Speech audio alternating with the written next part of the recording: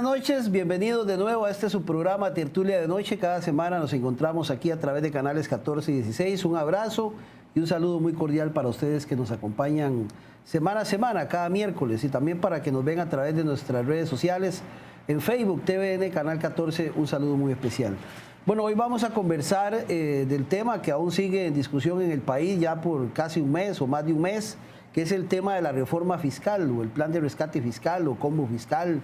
Tiene tantos nombres que le ponen a este plan de rescate fiscal que hemos venido discutiendo incluso en varios programas con diferentes representantes. Aquí hemos conversado desde el viceministro de Hacienda hasta Albino Vargas sobre este tema. Hoy vamos a hablar con un representante del gobierno, con el viceministro de Trabajo, y además tiene como recargo también ser viceministro de la Presidencia. Él es sancarleño, me comentaba hoy don Álvaro González, estuvo también en el Ministerio de Trabajo, que fue diputado, que don Juan Alfaro es sancarleño y es quien nos acompaña hoy por acá. Está de visita en esta zona norte, conversando con los consejos municipales, quienes en su mayoría, por lo menos en la zona norte, creo que a nivel de país ya hay como 50, se han manifestado en contra de esta propuesta de reforma fiscal que está ahí. Todavía no se sabe qué va a pasar, si va a consulta a la Sala Cuarta, si tiene que devolverse a la Asamblea. Ya sabemos lo que dijo el Poder Judicial, que lesiona algunos aspectos de ellos y que por lo tanto ahí está el tema. Pero insiste el gobierno, y eso todos lo sabemos, de que se requieren más recursos porque los gastos suben y los ingresos quizás no siguen siendo los mismos, y el déficit fiscal nos está ahogando, y eso puede meter al país en una complicación económica que afectaría a todos los sectores en sí. Pero bueno, hay sectores que ya han manifestado su oposición desde diferentes perspectivas que hemos incluso analizado, y en eso se está. Vamos a ver qué va a pasar con esta reforma fiscal, pero queremos hoy de nuevo hablar en este caso con don Juan Alfaro, para que nos cuenten cómo les ha ido en estas visitas y cuál es la perspectiva del gobierno después de esta, digámosle, balde de agua fría, cuando el Poder Judicial se pronuncia y ya sabemos todo lo que pasa. Así que, Juan, muchas gracias por permitirnos conversar y hablar con la población de Canal 14. Claro, bueno, muy buenas noches a todas las personas que sintonizan tertulias por la noche. Un gusto, don Álvaro, estar por acá y de verdad poderle trasladar un pequeño mensaje a la comunidad y poder conversar diferentes ámbitos que giran alrededor de la reforma y lo que implica y bueno, otros temas también. Claro, ¿cómo les ha ido con estas visitas? ¿Cómo han recibido las manifestaciones de los regidores y de los sectores que han tocado ustedes últimamente? Claro, bueno, nosotros desde el Ministerio de la Presidencia, don Rodolfo Pisa principalmente envió una serie de notas a todos los consejos municipales del país, ofreciendo pues un espacio en el cual se le pudieran aclarar dudas al Consejo Municipal, a los regidores que lo integran, y hemos sentido que han sido bien recibidos los espacios en los que hemos estado conversando y hemos estado hablando sobre la reforma, algunas inquietudes. Hay que entender que este tema ha generado muchísima información, alguna pues no tan atinente o objetiva, pero entonces nosotros estamos por la tarea no de andar convenciendo a los consejos, porque esa no es la idea. Al final de cuentas, si un consejo municipal decide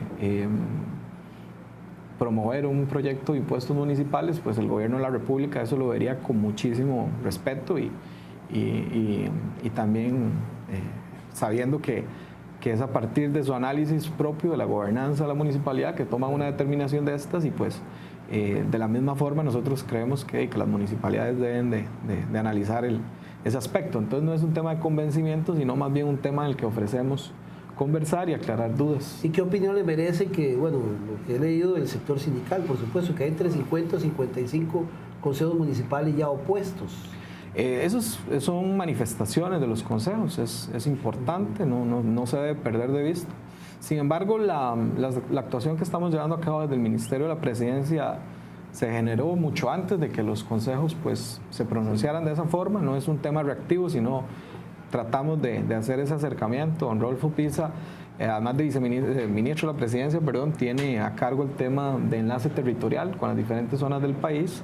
Y pues nos acercamos, no solamente con los consejos, sino con las diferentes fuerzas vivas de los cantones, de todas las partes del país, a revisar proyectos y temas pendientes para ir construyendo juntos el país que queremos. Bajo esa línea, pues nosotros las manifestaciones de los diferentes consejos las vemos con respeto. Sin embargo, sabemos que hay una línea, una necesidad, que incluso bien señalabas, un desequilibrio fiscal que nadie lo niega. Digamos, ni siquiera los que están en contra de él niegan la grave situación en la que se encuentra el país. Entonces consideramos que más bien deberíamos de enfocarnos en las alternativas que tenemos a la mano, que se han pospuesto en muchos casos por más de 12, 14 años, y pues que hoy que tenemos un espacio tan avanzado como este es necesario pues potenciar enrumbar la energía hacia eso. Antes de meternos ya al texto como tal, hablemos un poquito de la huelga. Para los sindicatos la huelga aún persiste, ¿verdad? Los educadores, principalmente el ANDE, la APSE, son los que aún mantienen la posición de huelga contra el proyecto. Para ustedes, ¿en qué condición está la huelga? Porque incluso veo anuncios por parte del gobierno de que pide a los maestros volver a clases y que envían algo por escrito y que no van a haber ningún problema, les pide regresar a las clases. Pero para ustedes, ¿en qué condición está? Y sobre todo, bueno, hay un tema de ilegalidad que ya se ha mostrado y algunos sindicatos incluso ya han puesto abajo, pero ¿terminó o no terminó la huelga para el gobierno? Bueno, las cosas hay que decirlas claras para que la gente lo entienda. Nosotros observamos esta huelga, por lo menos desde su inicio, como una huelga que se generó en el seno del sector público y como tal, a través de los objetivos que tiene una huelga, que al final, dentro del marco del derecho laboral, una huelga es una medida de presión para que puedan establecerse los canales de comunicación entre el patrono y la representación de los trabajadores. Pues la huelga siempre fue improcedente. Nosotros la consideramos desde ese punto de vista. ¿Por qué? Porque nosotros los canales de comunicación los abrimos de forma previa. Nosotros tuvimos alrededor de 4 o 5 reuniones entre mayo y septiembre, que fue que se inició la huelga, incluido el señor presidente recibió a los miembros de la unidad sindical, en donde se les entregó la propuesta de 39 alternativas que ellos estaban definiendo en ese momento porque consideraban que era la mejor, que consideran que es la mejor alternativa en detrimento, digamos, del proyecto 20.580, que ya luego podemos ahondar sobre esas 39 medidas. Pero lo cierto es que ya una vez que la huelga se genera, también hay que reconocer que la misma no tiene el apoyo que ellos pretendieron en su inicio. ¿Por qué? Porque los servicios no se detuvieron en un 100%, salvo el tema de la caja y el tema de educación, que tuvieron una afectación mayor. El resto de ministerios e instituciones siguieron funcionando como corresponde, como de costumbre, y pues eso siempre genera un tema en el que los líderes sindicales analizan y pues incluso vemos cómo terminó repercutiendo en manifestaciones de bloqueos y temas que no son propiamente amigables con la figura de la huelga como tal, porque ya vimos que incluso en los propios procesos de calificación algunas fueron declaradas ilegales hasta incluso por temas como la pacificidad del movimiento. Y otras fueron declaradas legales también. Sí, señor, la huelga del IAFA y del IAFA, AIA y AFA en primera instancia, al igual que la gran mayoría fueron declaradas ilegales en primera instancia. Ahora estamos a la espera de la segunda instancia. De momento, la de la la Comisión Nacional de Emergencias y Correos de Costa Rica son las dos que ya en segunda instancia se declararon ilegales. Ahora, ¿la posición del gobierno es sancionar a los sindicalistas o está negociando esos sectores que dijeron ya no más o qué va a pasar con ellos? Hay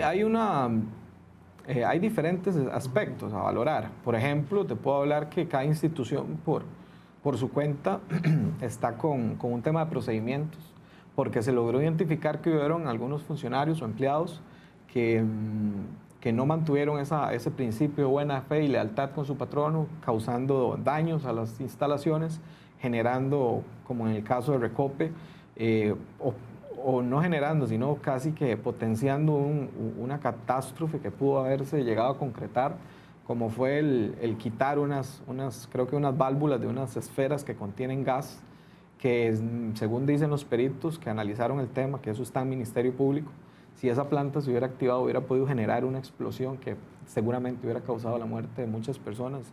Y acciones como esas, pues, tanto desde la vía penal como administrativa se tienen que valorar, cada institución tiene que valorarlo en caso que hayan funcionarios que deban hacerse responsables de sus acciones, pero sabemos que fueron cosas aisladas, no quisiéramos pensar que esto fue un tema diseñado, pensado por parte de los liderazgos sindicales, sabemos que no es así.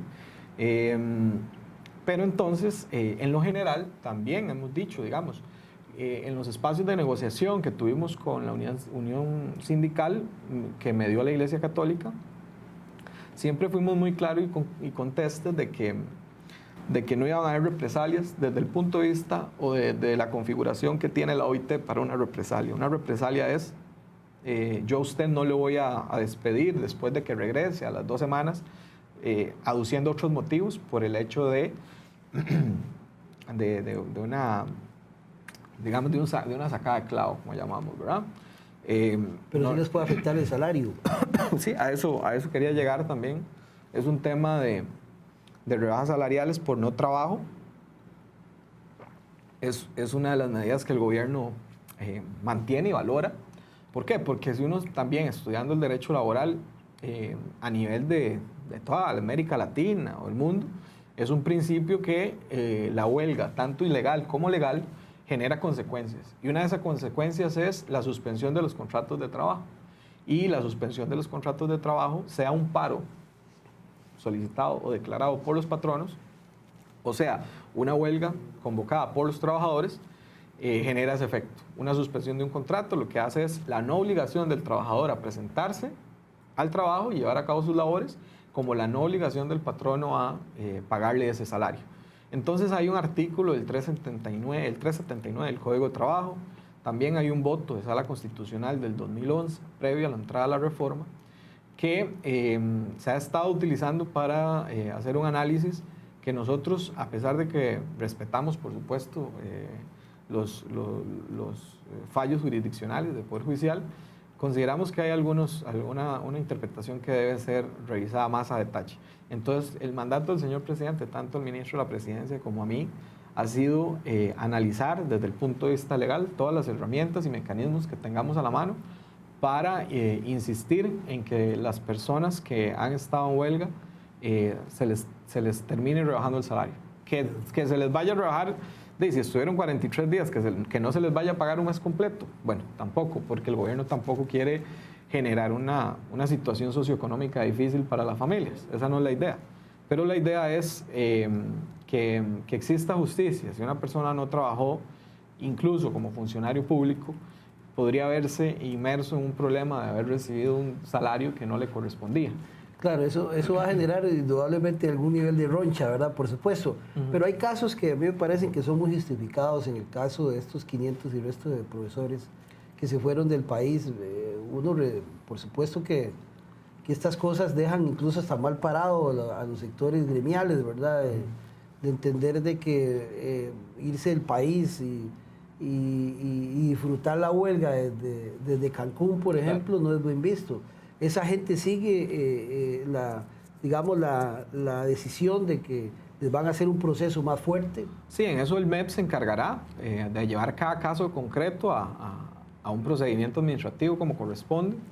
¿Y por qué? Porque podrían haber casos muy particulares, por ejemplo, que una persona haya sacado un permiso sin goce de salario previamente, etc. Entonces no se puede tomar una medida generalizada, hay que analizar cada caso de forma individual, pero indistintamente si hay una persona que lamentablemente durante un espacio de huelga aprovechó para salir 3 días durante la semana, que debieron de haber estado o trabajando o ejerciendo el derecho a la huelga, que el derecho a la huelga está bien definido, digamos, las actividades previas, durante y post.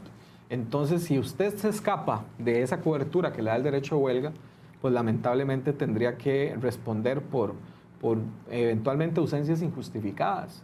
Incluso creo que los mismos sindicatos de Magisterio Nacional se han desmarcado de esa forma de proceder por parte de algunos funcionarios del Ministerio de Educación Pública, y ha dicho ahí que no, que ellos definitivamente no podrían interponer pues defensa en casos de ese tipo, porque se escapa, digamos, de la cobertura de la huelga como tal. Hablemos ahora un poco, después de que, digamos, el presidente de la Corte dice que el plan fiscal pone al Poder Judicial en una situación de sujeción y dependencia que lesiona directamente su autonomía. ¿En qué situación está ahora ese expediente, el 20.580? Sí, don Álvaro, la Corte Plena, en su calidad de órgano, digamos, de órgano máximo, jerarca máximo del Poder Judicial,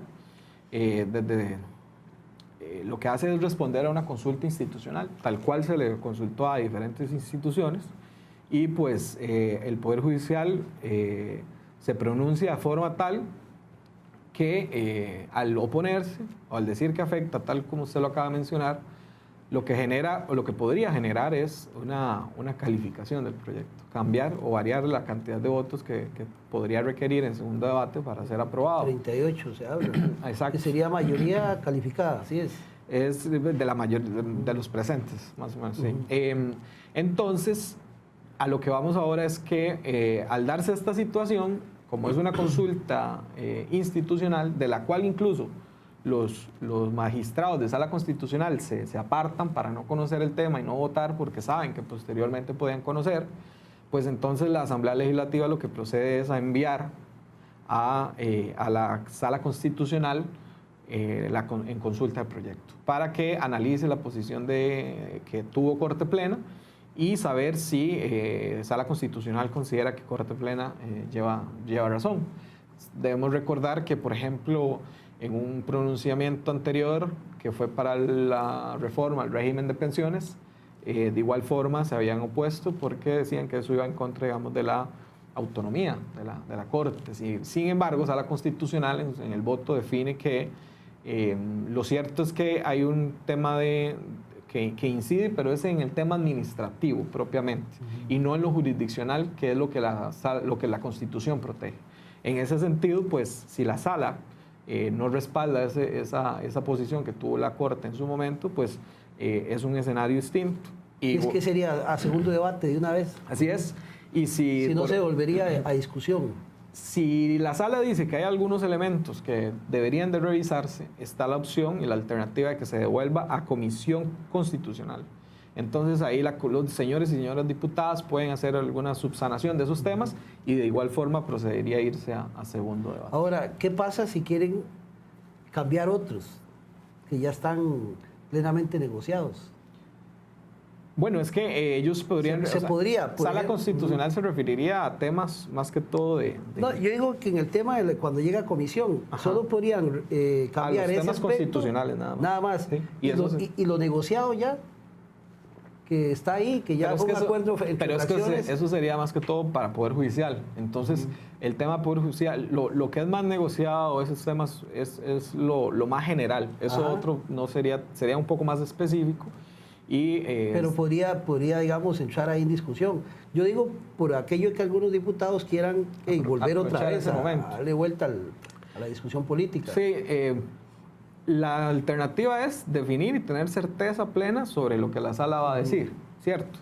Pero te digo que así como se pronunció en el informe, digamos, del proyecto de pensiones del Poder Judicial, hay otros antecedentes y consideramos que la Sala... en el momento oportuno, porque ellos tienen un mes plazo desde que se envió la consulta, pues va a dar una respuesta consecuente con lo que la Sala ha venido diciendo. Sí. Entonces yo lo digo por dos temas que incluso, por aquí tengo que la Defensoría de los Habitantes ya se ha pronunciado. Por ejemplo, habla sobre el cálculo del impuesto a la electricidad y al agua. Dice que la Defensoría, que el pago afectaría principalmente a los más pobres, en el caso de la electricidad, y se solicitó por su parte al ente y a los diputados analizar mejor este rubro antes de darle segundo debate, dice. Dice que en el caso del consumo de electricidad residencial se recomienda que se tome en cuenta que las personas en condición de pobreza no necesariamente son las que consumen menos electricidad, porque muchas veces cuentan con instalaciones en mal estado, viven mucho más personas en la misma vivienda, y algunos electrodomésticos son insuficientes. Y lo mismo dicen para el consumo de agua.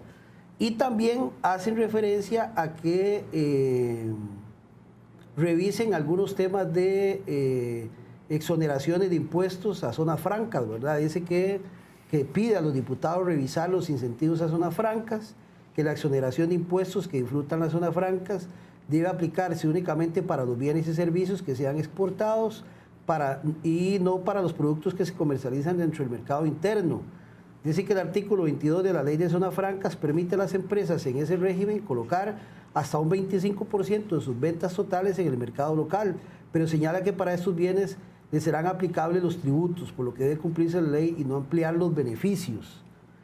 Eso, en una coyuntura de revisión de lo que hablan los magistrados, ¿podría revolverse la discusión política? No, ese tema no entraría. No entraría. Eso, no entraría ahí, porque la sala se va a referir única y exclusivamente a la posición que tuvo Poder Judicial al respecto, sobre lo que incide el proyecto en su gobernanza, ¿verdad? ¿Y qué pasa si un diputado quiere agarrar esto y decir, bueno, aprovechemos y comencemos a revisar esto otra vez? No, digamos que la comisión, como está establecida, tiene una serie de parámetros o lineamientos donde se tiene que mover y sería a ese aspecto únicamente que tendría que mencionar.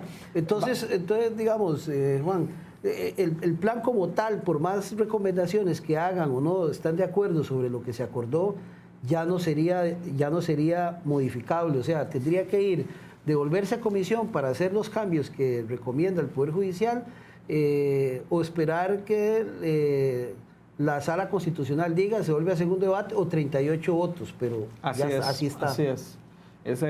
Digamos que el proceso de enmienda, hay que recordar, y que eso es otra cosa que es importante aclarar, muchas veces se ha dicho que este proyecto es un proyecto que ha venido siendo o que se ha venido tramitando de forma atropellada y que no se ha consultado, que no se ha informado.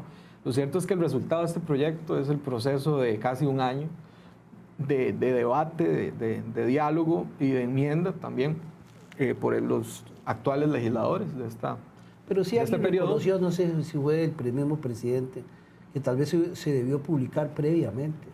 No, el presidente quizá lo que ha dicho, que él considera que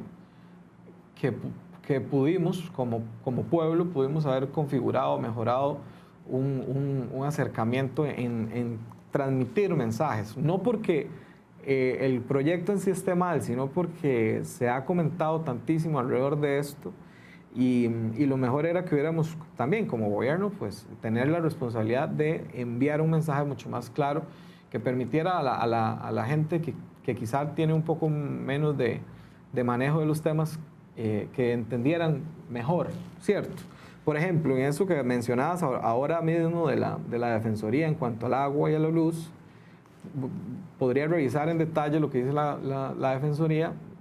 No me deja llamar la atención. Los argumentos que utiliza, si bien es cierto, son muy de la vivencia y de lo que podría operar en la realidad, pero lo cierto es que el Ministerio de Hacienda, al hacer las revisiones de los datos del consumo, ha establecido que, por ejemplo, tanto en el agua como en la electricidad, de acuerdo a los parámetros de consumo que existen hoy, el cambio que generaría el IVA no afectaría únicamente a un 20% de la población. Un 80% se estima que no tendría ningún tipo de variación.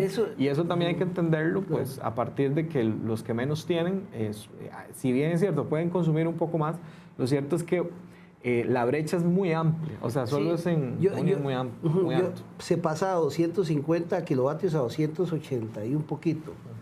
Y uno lo ve aquí porque, bueno, yo trabajo en Copelesca también y me entero de quiénes son los que consumen eso.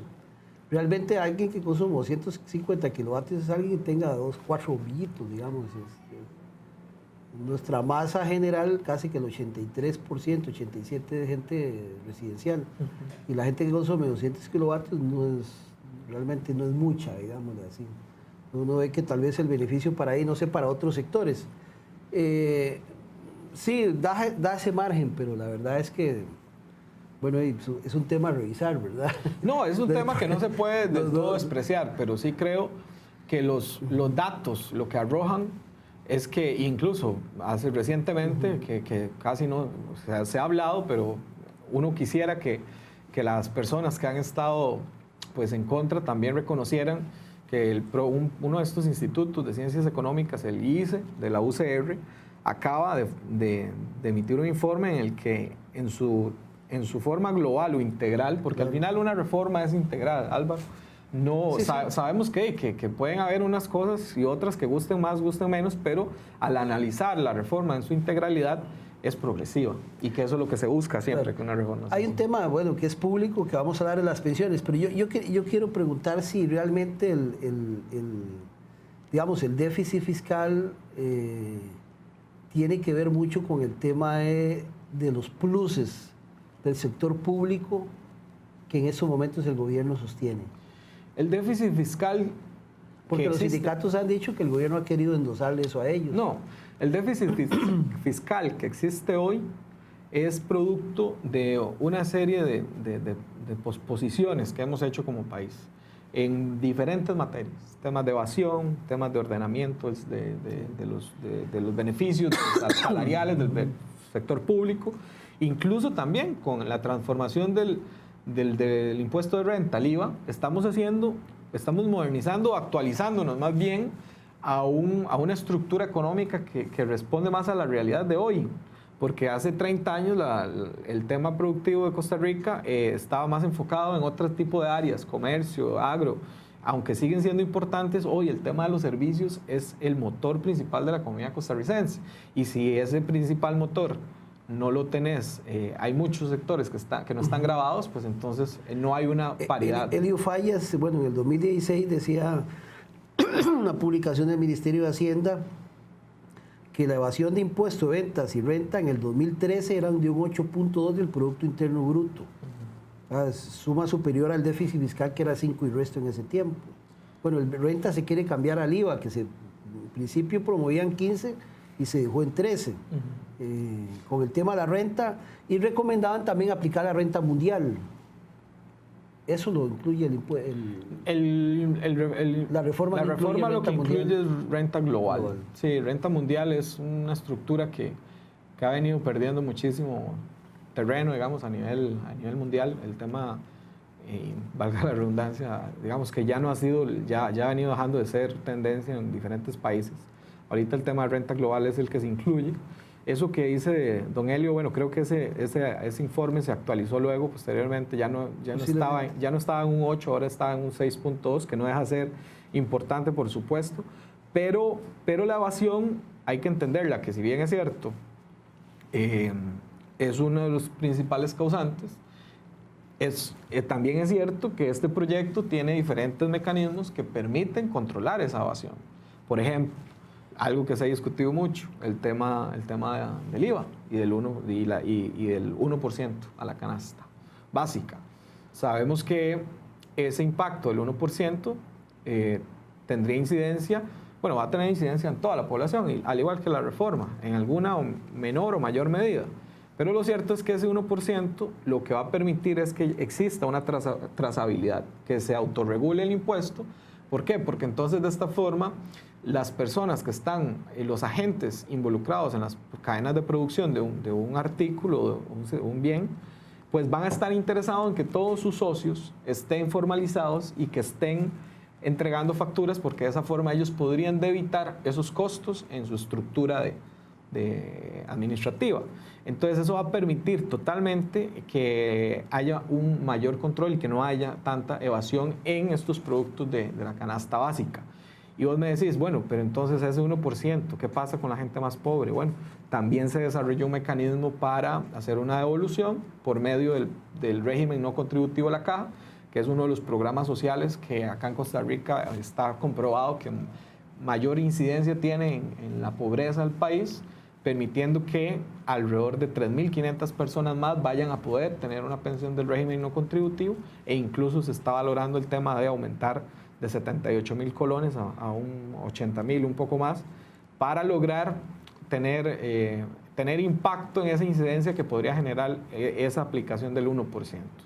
De igual forma, te podría mencionar, por ejemplo, la tasa diferenciada que va a tener la salud privada, que es del 4%, que esa no entraría al mismo momento de la reforma, porque se entraría hasta el momento en que se diseñe la estructura que permitiría hacer la devolución, que lo que va a hacer es que cuando usted pague un servicio médico de este tipo a través de una tarjeta de crédito, por ejemplo, ese 4% se le va a devolver a usted.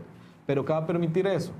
que todos los médicos y que el sector salud en el área privada pues tenga esa trazabilidad también. O sea, que se pueda controlar que se dé un pago de impuestos de forma correcta y de esta forma evitar la evasión en este tipo de servicios.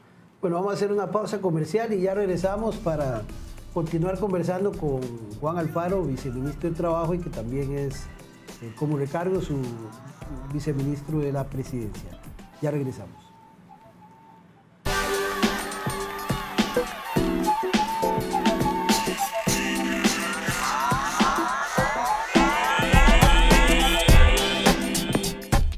Bien, seguimos en Tertulia de Noche. Yo quiero que hablemos un poquito del tema de las pensiones de lujo.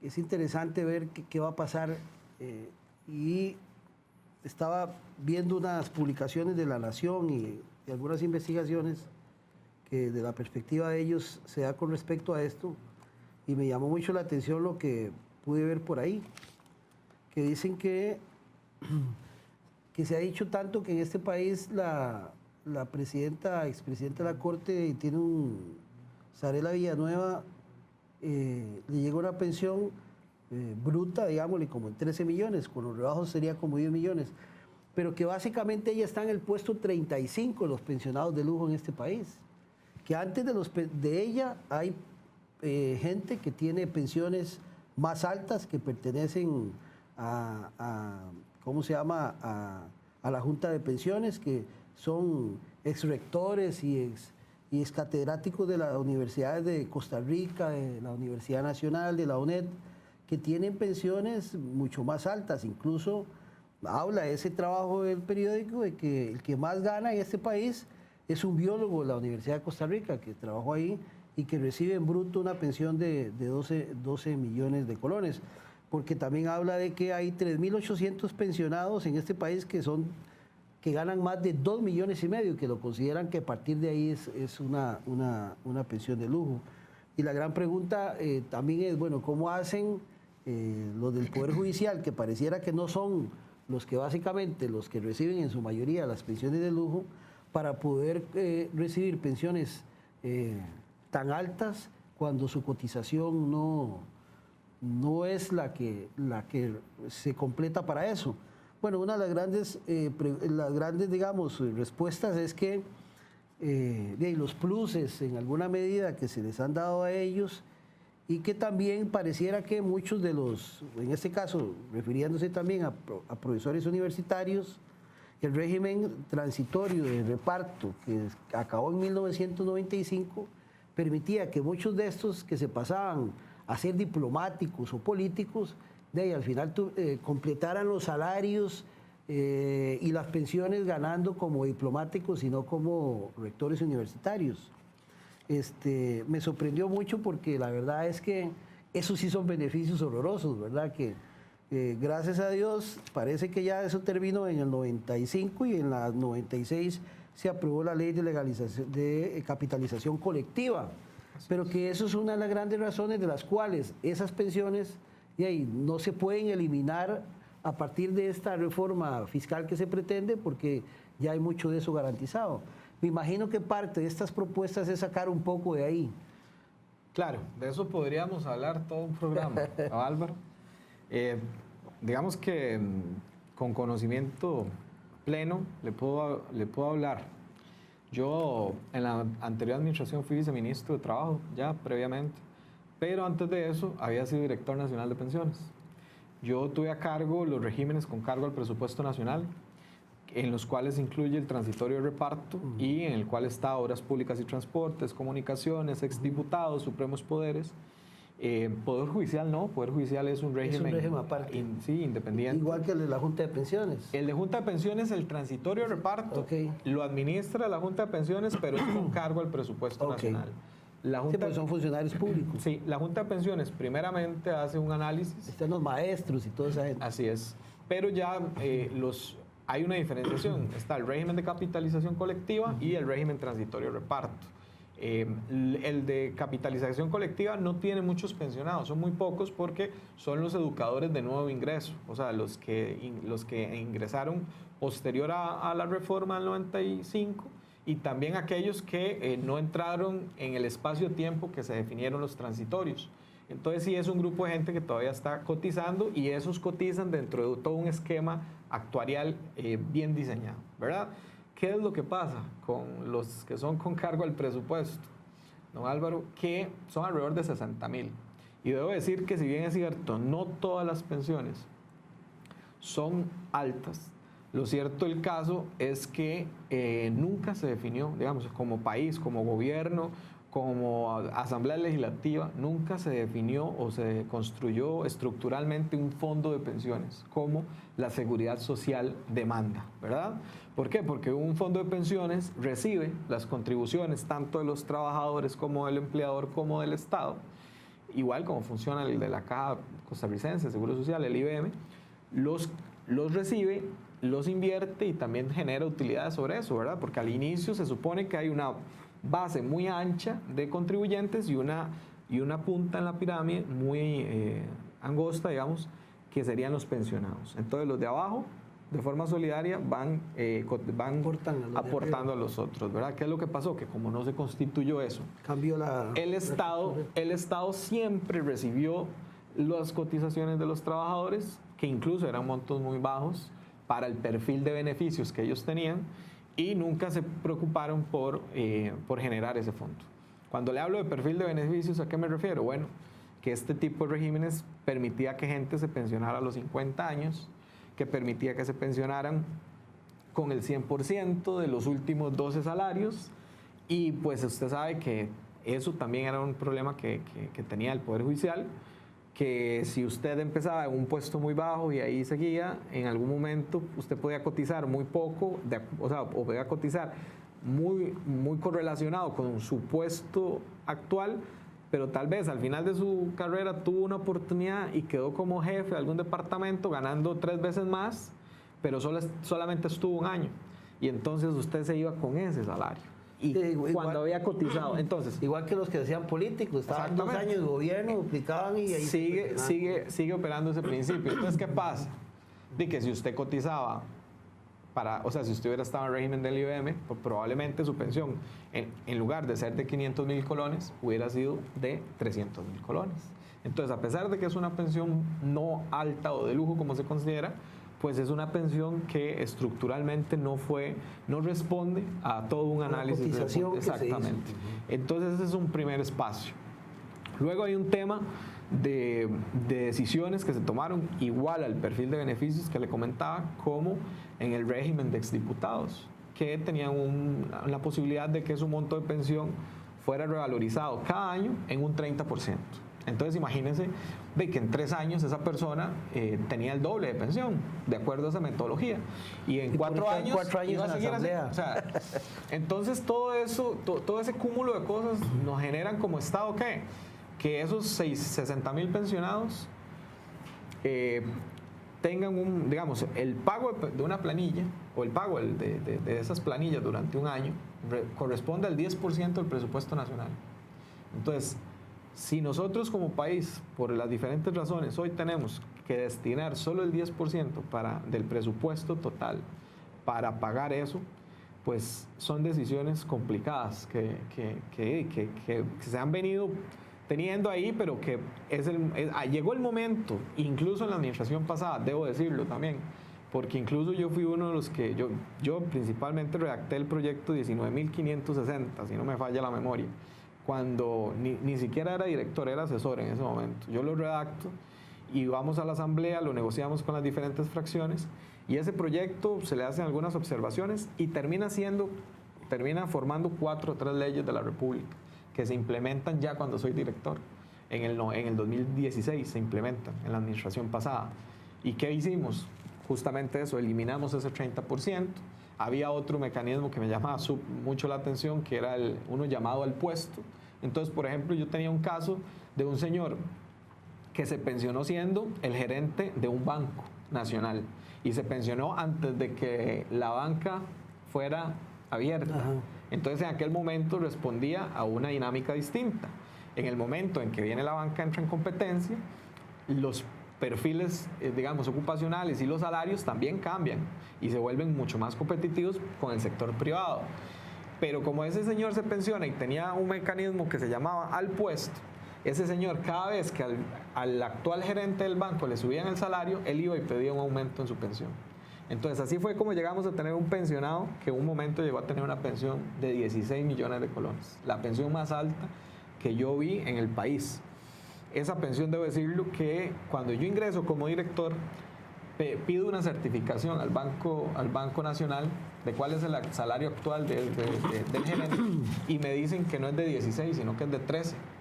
Entonces, así como ese mecanismo le permitía a él subir, yo le apliqué una reducción, pasando de 16 a 13 de forma automática, porque así aplicaba, digamos, el mecanismo de revalorización que él tenía. Ese caso nos lo llevaron al contencioso administrativo. Al final el señor tuvo la reducción y ya cuando implementamos las leyes que le mencionaba, con el establecimiento de la contribución especial y solidaria, esas pensiones de 13 millones actualmente deben de estar como en 6, entre 5 y 6 millones de colones. Puede haber que haya una que esté por encima de los 6 millones. Entonces, puede ser que la información que a veces uno chequea de que hay pensiones más arriba de eso, ese sea el monto bruto, pero hay otras que cuando ya se le hacen las deducciones quedan en esos montos. En el tema de magisterio, sí hay algunas que no han sido objeto de esas reducciones, pero que incluso actualmente hicimos un trabajo en la administración pasada para llevarlos a un proceso de lesividad, porque había una exoneración de la cual ellos con la cual ellos estaban protegiendo y que nosotros consideramos legalmente no es aplicable. Entonces, a través de la Procuraduría, desde el Ministerio de Trabajo, gestionamos y actualmente hay alrededor de, creo que más de 200 casos que se van a llevar al Poder Judicial para que en un juicio se determine si esa exoneración podría serle aplicada a ellos, porque nosotros estimamos que no.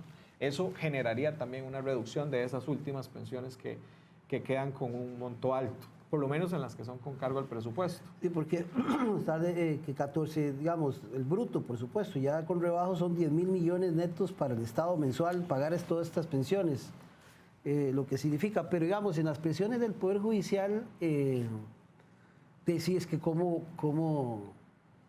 un magistrado, no sé, es que no sé cómo opera, termina con una pensión en ese nivel, digamos. Sí, los magistrados, bueno, hay que también recordar que el Poder Judicial sufrió una reforma hace poco más de un año, ¿verdad?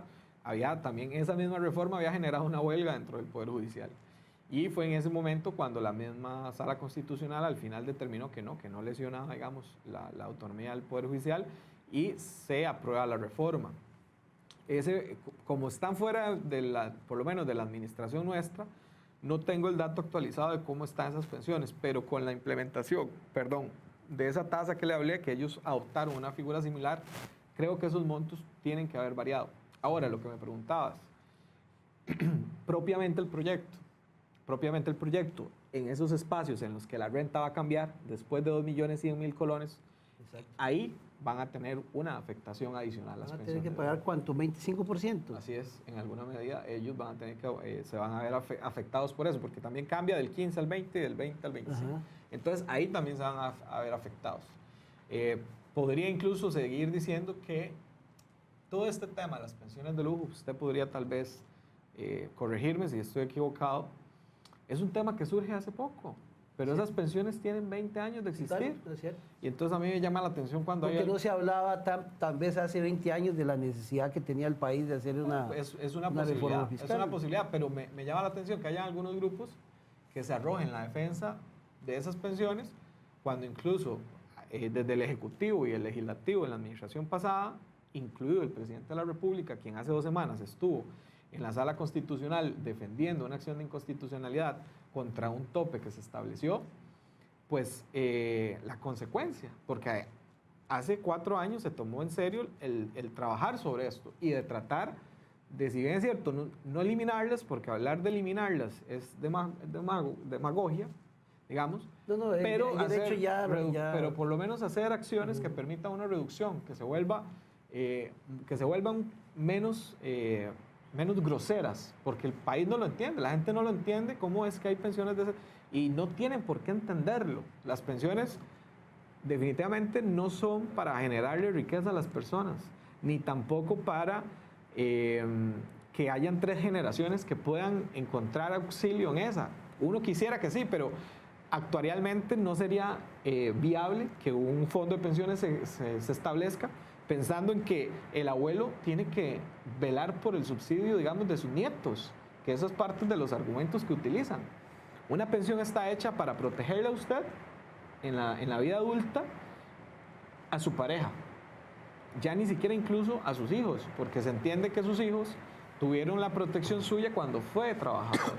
Entonces, por eso es que hay que entender y hay que reconocer, investigar, incluso si se quiere, cuando se dice que mientras no se eliminen las pensiones de lujo, no puede ser que la reforma fiscal pase, porque entonces ahí caeríamos en un absurdo. Vamos a ver, ya hay derechos constituidos, usted no puede eliminar con una varita mágica cosas que ya hasta por ley están muy establecidas. Porque, por ejemplo, las pensiones de los exdiputados, y que mueren y todavía los hijos siguen recibiendo la misma pensión. Eso lo eliminamos. Eso se eliminó. En el 2016. Pero antes se hacía. Antes se hacía. Había gente que en su momento se estableció que a las hijas solteras, porque me decían a mí que en el pasado era una costumbre o era un tema que era muy normal que alguna hija se quedara en la casa, entonces, pero eso estoy hablando de 80 años, o sea, pero encontrar hoy que había personas que no se casaban para no perder la pensión era sumamente divertido, porque vivían en toda como una familia, ¿verdad? Pero no constituían el vínculo formal para evitar que se les quitara la pensión. Entonces, personas que por venir de una familia con posibilidades, estudiaban, se hacían profesionales, tenían buenos salarios, pero además tenían la pensión del padre cuando falleció. Eso fue otro elemento que se eliminó. Para ir cerrando, en el caso que requieran 38 votos, el fraccionamiento que tiene ahora Restauración Nacional le favorece al gobierno. Poder negociar con un sector de que les permita tener 7 diputados. Bueno, don Rodolfo Pisa, que está totalmente lleno de este tema, obviamente por mandato del señor presidente, ha dicho que estamos en un momento, por la urgencia, por la coyuntura, por lo que queremos y necesitamos como país, que no estamos en una posición, o sea, no estamos tratando de decir que negociamos, estamos tratando de convencer a los señores y señoras diputados que aún faltan de sumarse a ese espíritu patriota de considerar que esta la alternativa que tenemos hoy es el producto de la correlación de fuerzas que significa o que está establecido en la Asamblea Legislativa, también producto de un proceso democrático que tuvimos hace 6 meses, y estamos en esa línea de convencer a los señores y señores diputados que aún no han mostrado un convencimiento de votar el plan fiscal para que lo hagan, independientemente de la fracción, sea esta de Restauración Nacional con los 7 diputados que quedó, sean los 7 diputados independientes que están ahora mismo, sean con los del Republicano Social Cristiano, sea con los que quedan pendientes de Liberación Nacional, con la que queda pendiente de la Unidad, en fin, con todos. Estamos tratando de comunicarles, trasladarles, actualizarles la situación que mantiene el país. Todos los días suceden eventos que están alrededor de esto. A nivel internacional, el tema de que Hacienda no pueda colocar los bonos, el tema de lo de la firma, las letras del Tesoro, un posible default, una posible baja calificación, son todos riesgos que corremos como pueblo, como país, que si la reforma fiscal no se materializa, pues tendríamos inminentemente una situación que no queremos volver a vivir. Yo tal vez no estuve y no tengo el recuerdo, digamos, de lo que sucedió en el 80. Tal vez usted lo tenga un poco más fresco en la memoria. Chiquitillo. Yo nací en el 72. Imagínese, sí, tampoco lo tenías fresco. Pero si uno revisa los índices sociales de educación, uno sí se da cuenta de la gran oportunidad que perdimos en esa carrera hacia el desarrollo. ¿Por qué? Porque duramos muchos años recuperándonos de eso. Hubieron muchísimos chicos y chicas que salieron de los colegios no porque estaban cerrados, ni porque los profesores dejaron de ir, sino porque necesitaban salir a trabajar para llevar subsistencia a sus hogares. Y hoy Costa Rica no está en una posición de volver a eso. Si nosotros hoy estamos en un espacio de aprovechar la oportunidad que nos permite una economía globalizada dinámica de la cual Costa Rica sigue siendo un actor fundamental y que ha sido un socio de diferentes países y sectores del mundo, que nos invita a continuar en esa lógica. Caer en esa otra situación sería terrible, porque en el momento en el que deberíamos de estar preparando a nuestros jóvenes, a los niños y niñas, para que estudien, se preparen, se profesionalicen, incluso en empleos que hoy no existen, porque esa es otra cosa. O sea, el mundo cambia a una velocidad que no tenemos, o sea, que no tiene comparación hoy, ¿verdad? Y vendrá aumentando esa velocidad. Entonces veremos cómo trabajos se van destruyendo, pero se van creando millones y oportunidades que quizá hoy en las universidades no están, en 10 años serán oportunidades importantísimas para los jóvenes y a eso debemos de estar apostando. Para ustedes es más importante, ya para cerrar, o qué les beneficia más, que la sala se pronuncie a favor de la reforma o que lo devuelvan a la comisión. Álvaro, te voy a decir la verdad, al país lo que le funciona es que la reforma se materialice y sea una realidad, y en el menor tiempo posible, mucho mejor. ¿Esos dos escenarios? Durante los dos escenarios, pues al final, mientras el producto sea el mismo, nosotros estaríamos satisfechos y continuaríamos, porque queda un reto pendiente, o sea, muchos retos pendientes que no se solucionan con la reforma. Queda un tema de trabajar igual con los diferentes sectores, incluidos los sindicatos. Vamos a trabajar con ellos por temas paralelos que les sigan preocupando. Vamos a hacerlo porque hay temas que nos interesan. Igual con empresarios, cooperativistas, solidaristas. Hay que trabajar mucho, el país lo necesita. Una reactivación económica es fundamental para que el país siga encaminado hacia el desarrollo. Y eso es lo que necesitamos. Muchas gracias, Juan. Álvaro, placer. A ustedes también por habernos acompañado. Los esperamos la próxima semana en otro espacio más de Tertulia de Noche. Que la pasen bien.